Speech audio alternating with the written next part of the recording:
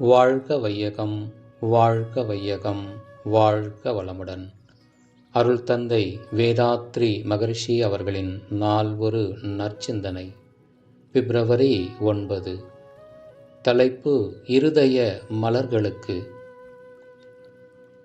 உலகில் விஞ்ஞான வளர்ச்சிக்கேற்ப மெய்ஞான வளர்ச்சியில்லாத காரணத்தால் மக்கள் வாழ்வில் துன்பங்களும் சிக்கல்களும் குழப்பங்களும் பெருகியுள்ளன.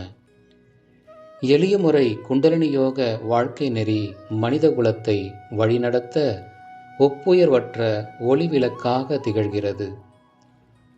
அருட்பேராற்றலாகிய சுத்தவெளியும் அதிலிருந்து தோற்றமாகிய பேரியக்க மண்டலமாக விளங்குகிறது. இத்திருக்கூத்தில் சக்தியின் தள்ளுமாற்றலும் சுத்தவெளியின் கொள்ளுமாற்றலும் ஒன்றிணைந்து இயங்கும் ஒரு விரிவான நெடிய தொடர் இயக்கம் தெய்வீக காந்த களமாக இப்பேரியக்க மண்டலம் விளங்குகின்றது. இப்பேரியக்க மண்டலத்தில் தோன்றும் எப்பொருளும் தன்மை, துல்லியம், இயக்க ஒழுங்கு எனும் இயற்கை நியதியோடு இயங்கிக் கொண்டிருக்கிறது.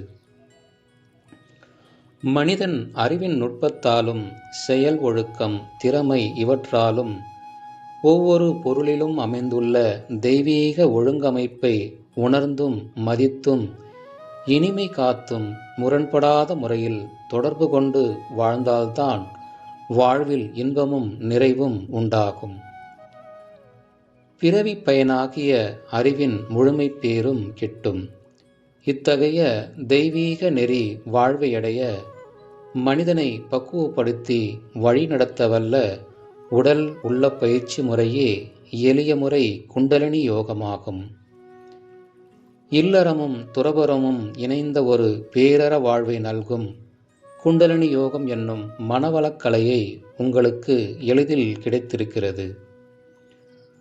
உங்கள் பெற்றோர் செய்த புண்ணியமும் நீங்கள் செய்த புண்ணியமும் ஆகும். இதன் மதிப்புணர்ந்து பயின்று பயன்பெற்று மனநிறைவோடு அமைதியோடு வாழுங்கள். உங்கள் மனதை வளப்படுத்த ஆக்கினை, துரியம், துரியாதீதம் என்னும் தவமுறைகளும் செயல்களை ஒழுங்குபடுத்தி சிறப்பளிக்க ஒழுக்கம், கடமை, ஈகை என்ற அறநெறிகளும் நீங்கள் அறிந்துள்ளீர்கள். உற்றார் உறவினர் ஊரார் உலகோர் அனைவரையும் வாழ்த்திக் கொண்டே இருங்கள். அருட்பேராற்றல் இரவும் பகலும் எல்லா நேரங்களிலும் எல்லா இடங்களிலும் எல்லா தொழில்களிலும் உறுதுணையாகவும் பாதுகாப்பாகவும் வழி நடத்தியாகவும் அமையட்டும் எனும் அருட்காப்பை வேண்டும் போதெல்லாம் நினைத்து கொள்ளுங்கள். மன தூய்மை, வினை தூய்மை இரண்டும் சித்தியாகும்.